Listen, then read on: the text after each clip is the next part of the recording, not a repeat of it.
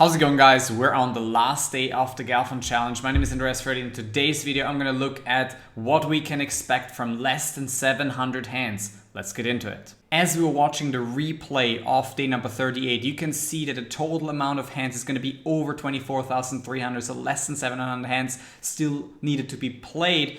And you can also see that the difference, the total winnings are minus 10k here. At the end of the day, the total winnings were minus 8k roughly. So Phil has only lost about 40 big blinds, less than a buy-in. So for the last 700 hands, they're almost even. So that is an outcome that is not often going to happen. And we're going to look into, what we can expect from the last 700 hands. To understand a little bit better what's going to happen in this last day of the Galfond challenge statistically, we'll head over to primedope.com.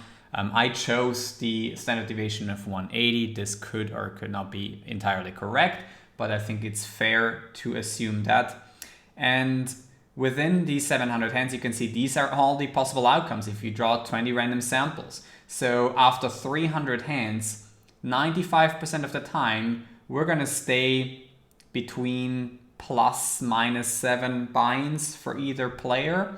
And then 70% of the time, we're going to stay at least within 3 buy-ins. And that's really important to be looking at. After that, you can head over to Excel, look at the numbers that are needed to win, meaning for one player to have a lock. What do I mean by that? Well, if you are down to 500 hands and you're leading by 75,000 euros, you can just fold until the end of the challenge and you win the 300,000 euro side bet. And this might be the best strategy to go, but more on that later. With 200 hands left, this number is just 30,000 euros. So you could just sacrifice 30k in order to lock up for yourself the 300k guaranteed by just folding for the rest of the match. You can see that EV by playing, if you think that you're our favorite, is very, very marginal. Even with 10 big blinds per 100, you would be only winning 14,000 euros if you're like Phil Galfond of NVD and think you have that edge by playing. Bearing in mind the 20 samples that we've seen before on pokerdope.com, I basically made some estimates on how frequently these outcomes are going to occur in the match. I think that with 300 hands into the match, we were going to see somebody being up 3 buy-ins, also 60,000 euros, right? In other words, about 40% of the time. Again, this is an estimated frequency. I cannot guarantee that this is more or less correct, but I think it's a reasonable estimate looking at the random samples drawn.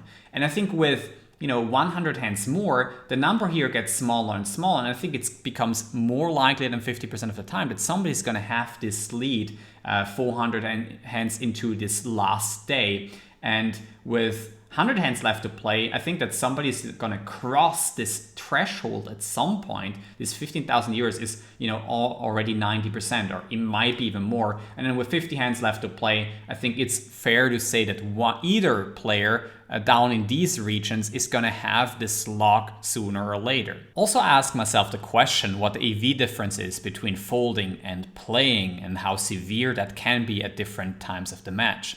I think that at 400 hands left to play, I marked this yellow again, I estimated the chances of winning by having a 3 buy-in lead if you just played it out until the end to 75%. So if you're up 3 buy-ins, I think 3 out of 4 times, you're going to win this match with 400 hands left to play, given that there's still a lot of variance in it.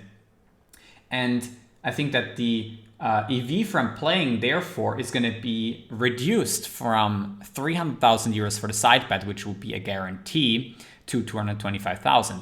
If you're giving up the 60,000 euros by folding every hand for the last 400 hands, you would be having an EV of 240,000 euros already for the side bet. So you can see that already here, if this number is correct, you will be better off with 400 hands left to be played to give your opponents the 60k and take the 240k guaranteed instead of trying to play it out and then sometimes 25% of the time going to lose that 75k in EV. This number gets amplified as you get down to, for example, 100 hands. In my estimates, if you're up 15k euros, you're only about a 60% chance of a winner until the end of the match. Like having this amount of big blinds as a lead is not really that much, and you can lose it obviously in one single hand. So you're not that big of a favorite at this point. So here the EV difference is absolutely insane. You could lock yourself up a 285k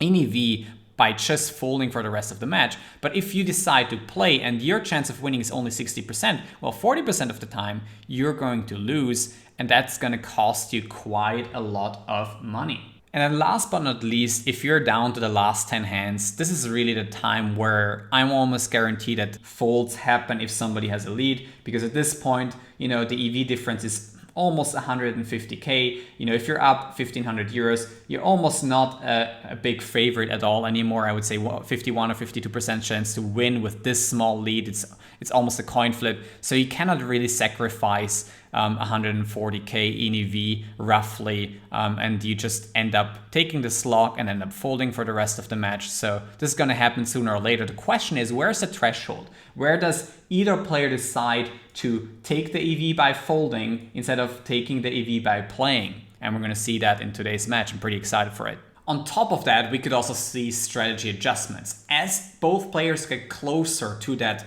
lock of the match, they could adjust by limping more hands on the button, therefore denying the big blind to 3-bet, build a larger pot, and potentially come back a lot more often in the match.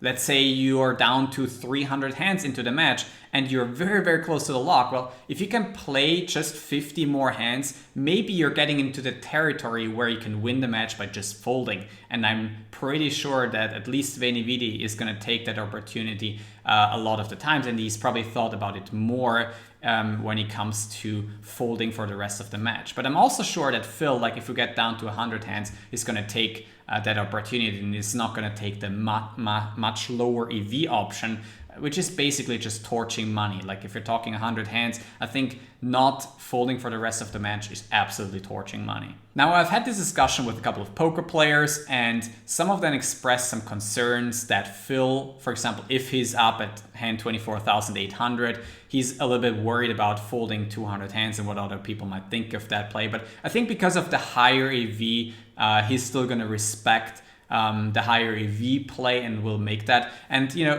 instead of just clicking literally the fold for 200 times, I just suggest that if Phil, for example, knows that he's got a lock on the match, that he just lets Venividi know. I guess that's also what's going to happen, or that they thought of it in the same way. And then in that case, just transfer over these last 100 hands times 150 euros to the opponent, call it a match, celebrate the win if that's the case. Yeah, let's go, Phil. Let's take this one down. Now I want to ask you guys, are you excited for today's final match of the Galfond challenge? Let me know in the comment section below. Also, if you disagree on what I've said in this video in terms of the numbers, you can also let me know in the comment section below. Don't forget to smash the like button and subscribe to the channel if you want to see more videos on my channel in the future. I'm going to see you for the next video. Thanks for watching.